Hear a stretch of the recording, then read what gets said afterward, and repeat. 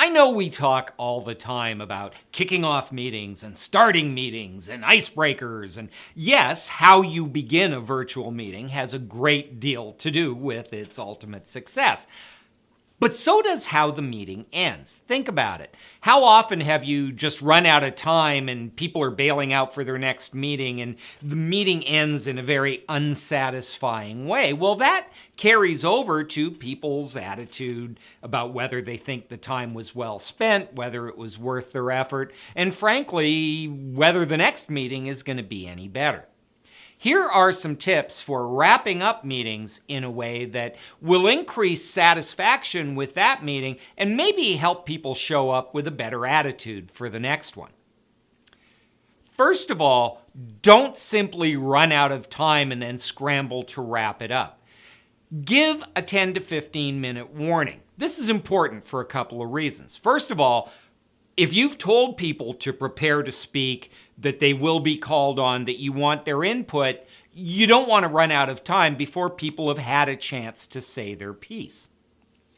Second of all, at the end of the meeting, don't just assume that people realize what you've accomplished. Summarize and state out loud the accomplishments. Hey, look what we did today. We said we were going to do this. We did it. Nice work. People aren't likely then to leave that meeting going, well, that was a waste of time. We actually accomplished what we said we'd accomplish. And when meetings do that, we dread going to them less. So it will actually impact future meetings. One thing about meetings just kind of ending in a scramble is it's really easy for people to ignore the fact that they've been given assignments or that they've committed to things.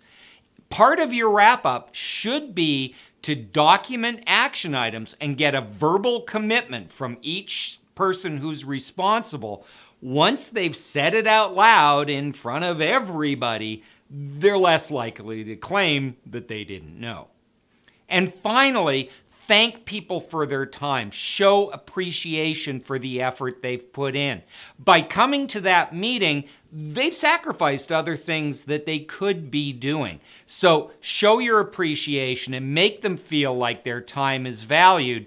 The more people sit in meetings and think about what else they could be doing and what a waste of time this is, the more that pervades through your meeting culture. So if you want meetings that are going to start effectively and have people show up motivated and excited and eager to get work done, how the previous meeting ends has a lot to do with that.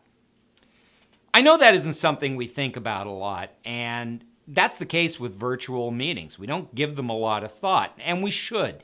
So if you want to learn more meeting techniques for web meetings, conference calls, and the like, check out Remote Leadership Institute and our course, Leading Effective Virtual Meetings.